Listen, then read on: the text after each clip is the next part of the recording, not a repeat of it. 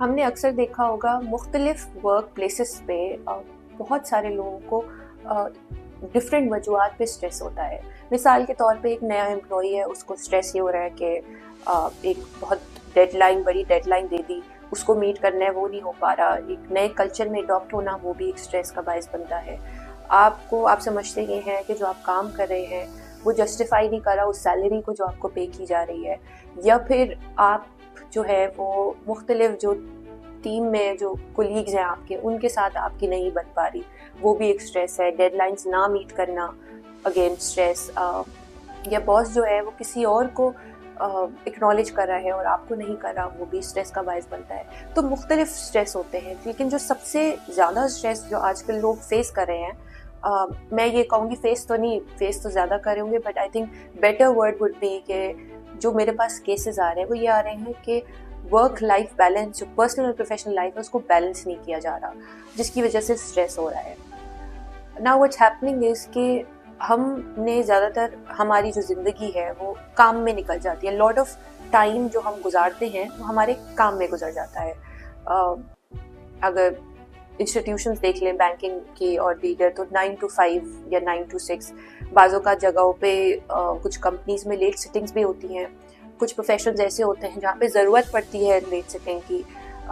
میں نے ایسے بھی دیکھے ہیں کہ ٹائم آپ کو 9 to 5 9 to 6 دیا تھا, but you are still sitting there, آپ پھر بھی بیٹھے ہوئے ہو, 8 بجے 9 بجے آپ گھر پہنچ رہے ہو.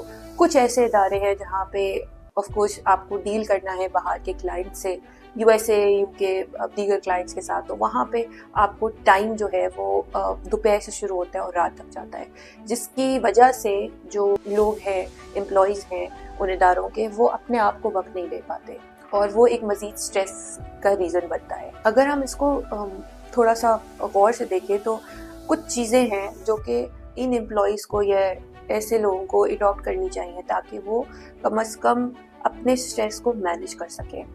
اس میں سب سے پہلی چیز تو یہ ہے کہ دیکھیں, ضروری بات سمجھنے کی یہ ہے کہ اگر آپ کو پروجیکٹس میں یا ڈیڈ لائنز میٹ کرنی ہے اور اسٹریس ہو رہا ہے, یا باس جو ہے وہ آپ سے ایکسپیکٹیشن کچھ کر رہا ہے, تو the thing to note down is کہ اسٹریس کو برا نہیں سمجھیے. پہلی بات, جب آپ یہ سمجھیں گے کہ اسٹریس جو ہے وہ ایک پہلو ایسا بھی ہے کہ جس میں ہم یہ دیکھ سکتے ہیں کہ اسٹریس آپ کو چیلنج کرتا ہے to grow further and further. اگر اسٹریس نہیں ہوگا تو شاید وہ امپلائیز اپنے پروجیکٹ کو کمپلیٹ نہیں کریں گے, اگر اسٹریس نہیں ہوگا تو شاید وہ ڈیڈ لائنز نہیں میٹ کریں گے. یہ وہی مثال ہے جیسے ایک چھوٹا بچہ ہے اور اس بچے کو اگر اسٹریس نہیں ہوگا تو وہ شاید پڑھے گا بھی نہیں, اگر اس کو اسٹریس نہیں ہوگا تو شاید وہ ایگزام میں بھی پاس نہیں کرے گا. So stress is a good thing as long as it does not lead to chronic stress. Chronic stress کیا ہے کہ جب وہ بیماریوں میں تبدیل ہو جاتا ہے, بیکاز بہت سارے لوگ جو ہیں جب مینیج نہیں کر پاتے اس کو اسٹریس کو, تو وہ پھر ظاہر ہے مزید بیماریوں کا باعث بنتا ہے, جس میں ہارٹ کی بیماری آ گئی, جس میں مختلف اسکن ڈیزیزز بھی آ گئے, اور اسی طریقے سے دیگر ڈپریشن اور انزائٹی اور ان سب چیزوں کا سبب بنتا ہے. اب پہلی چیز تو یہ ہے کہ کیسے مینیج کریں اس کو. مشہور نیورو سائنٹسٹ ہیں, ان کا یہ کہنا یہ ہے کہ بہت گہرا تعلق ہے between your physical exercise and dementia.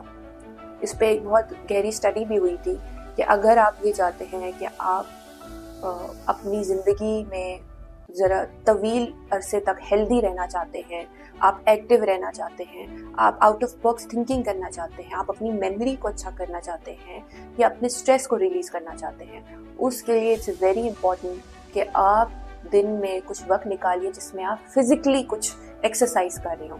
اب اس میں 10 سے 15 منٹ WHO کا اسٹینڈرڈ ہے کہ اتنا تو آپ کو وقت نکالنا ہوگا واک کرنے کے لیے, ٹھیک ہے, برسک واک کریں. برسک واک اگر اتنا کر لیتے ہیں تو پھر اس کو آگے مزید ایکسٹینڈ کیجیے. اگر آپ کے نزدیک کہیں جم ہے تو اس کو جوائن کیجیے. اسپینڈ اے گڈ 40-45 منٹس جم میں گزاریے, فزیکلی موومنٹس کریے. اگر وہ نہیں تو پھر یوگا جوائن کیجیے. یوگا سے آپ بہت زیادہ کام ڈاؤن ہو سکتے ہیں.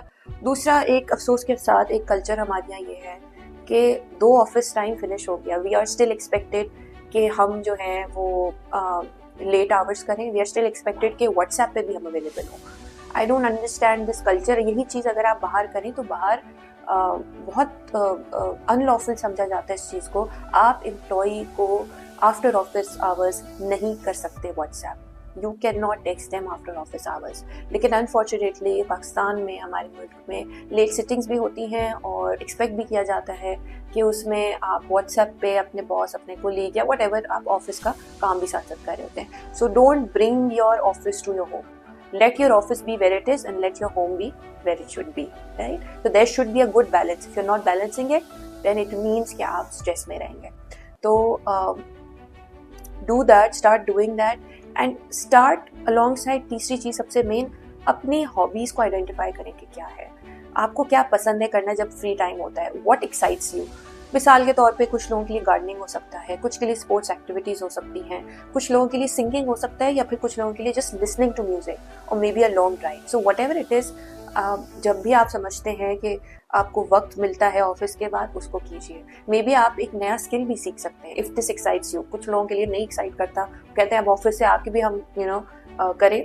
सबका अपना अपना जहन होता है कि किस तरीके से वो ग्रो करते हैं। It's all up to you, but do what works out for you. वो करें जो आपके लिए काम करता है, और अपने वर्क लाइफ को बैलेंस कीजिए, अपनी पर्सनल और प्रोफेशनल लाइफ को बैलेंस कीजिए, ताकि आप सेन इनफ हो आगे रोज़ बरोज़ ज़िंदगी जो है उसको बेहतर से बेहतर गुजारने के लिए। Thank you.